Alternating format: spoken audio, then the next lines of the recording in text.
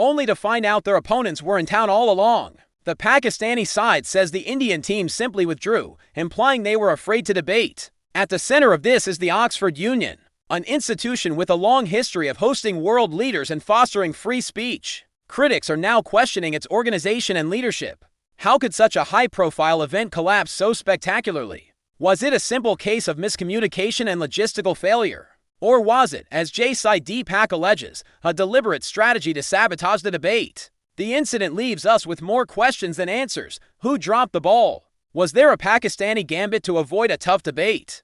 Or did the Indian side genuinely get cold feet with a last-minute team? The public recrimination and conflicting statements have turned what would have been a forum for intellectual exchange into a political farce. It highlights the deep-seated mistrust and the battle for narrative control that exists between the two nations, a battle that has now spilled over onto the hallowed grounds of the Oxford Union. What do you guys think? Was this a calculated move or just a colossal mess-up?